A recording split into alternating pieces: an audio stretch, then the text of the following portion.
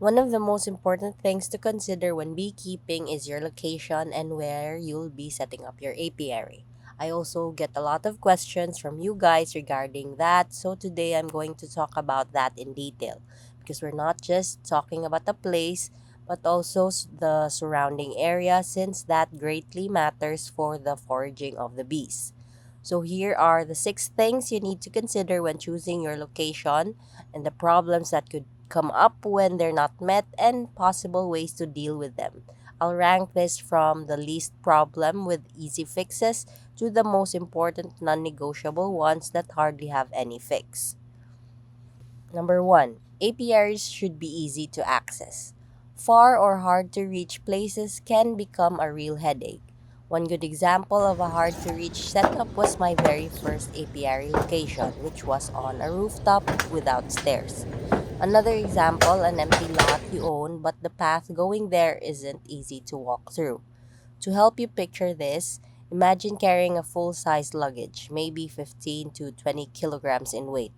Would it be easy for you to walk on that path? If not, then you'll eventually run into problems. At the start, the boxes may not weigh more than 5 kilograms each, and sure, you can carry one box at a time, but as soon as you expand, and especially during honey flow, you'll be carrying really heavy stuff. Imagine walking or climbing through that kind of path every single time. You'll quickly run out of energy, and honestly, the hassle of that rough road will eventually discourage you from visiting your bees. That can easily lead to neglect. So if you find yourself in this situation, find a way to fix your passage, whether it's building proper steps, clearing the trail, or making a ramp, anything to make it easier. Your back and your bees will thank you. Number 2, not in a heavily shady area. By that, I don't mean zero shade, but don't put them in a cave like dark spot. Natural, indirect, bright light is fine, but, and this is a very big but, the more sunlight they get, the more they forage. That makes sense to me because the sun is technically their map or their GPS. Even when you don't see the sun yet, bees perceive it differently because of UV rays. So, yes, they can be in a shaded area, but if it's too dark, you'll run into two problems. One, you'll have a hard time inspecting frames unless you bring a flashlight. Number 2, shaded and damp spots attract pests that thrive in darkness and moisture. Now too much heat may push bees to forage more, but it also forces them to fan more inside the hive to cool things down. So it's all about finding a balance. If the only place you have is a shaded one, then make sure it's as dry and open as possible. Even if the sun isn't shining directly on them, at least it should still be bright. Number 3, far enough from human traffic. What I mean here is don't set them up where a lot of people constantly pass by. This is especially important if your apiary is near your home and especially if there are children around. In the morning, it's not usually a problem since bees are too focused on foraging, but in busy areas, there's always the chance of accidental stings. A bee might suddenly land on someone, and the natural reaction is to swat it, which almost always leads to a sting. At night, lights are another problem. Bees can get attracted or disoriented by artificial lights, causing them to fly toward houses, windows, or street lamps. They may end up bumping into people or worse, dying from exhaustion around those lights. If someone nearby is deathly allergic to bee stings, this becomes an absolute non negotiable. Keep your hives at least 10 meters away from your home and make sure the entrances aren't facing bright light sources at night. If you can't move them, try blocking their line of sight with a barrier. Originally, I planned to share my own experience here since this was my very first hurdle in beekeeping, but I figured it's better to talk about that in a separate video, so watch out for that one. Number 4, no problems with your neighbors or animals or pets nearby. In rural areas, the most common question is, Can bees be near the other farm animals like cows, goats, and chickens? Chickens, no problem at all, at least based on my experience. They usually avoid the bees. Goats and cows, though, sometimes get too close. If you can't keep them far, then at least fence off your apiary so they don't come near. Otherwise, you'll be seeing swollen faces on your livestock. Same goes for dogs and cats. Cats usually avoid bees, but dogs can be way too curious, which often ends badly. For neighbors, the issue is more about people than animals. If you already have conflicts with them, I suggest you settle those first. In the Philippines, you don't need a permit to keep bees, but that doesn't mean your neighbors will accept it, especially in urban settings. Luckily, my neighbors are okay. The moment my bees arrived, I informed them. I told them I had taken a seminar. Yes, some of them got stung, again because of the light issue I mentioned earlier. She wasn't mad, but I still felt bad, so I gave her a jar of honey.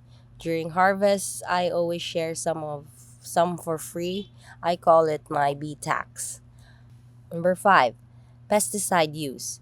This is a serious one. Bees are extremely sensitive to pesticides, herbicides, and chemical sprays. If your apiary is near farms that regularly spray crops, your colonies could get wiped out overnight. Bees don't know the difference between a safe flower and a poisoned one. They'll bring the contaminated nectar and pollen straight back to the hive. That can lead to colony collapse. If this is your situation, the best fix is prevention. Talk to nearby farmers and coordinate spraying schedules. If they spray, keep your bees closed up temporarily. Choose locations as far away as possible from commercial agriculture and encourage planting of chemical-free forage plants nearby as a safe alternative. And lastly, number 6, the most important non-negotiable is the forage area. Even if everything else I've mentioned is okay, if there isn't enough forage, your bees simply won't survive. They need flowers, trees, and shrubs within their reach. Yes, bees can forage 3 to 7 kilometers in radius, but of course, they prefer food sources closer to the hive.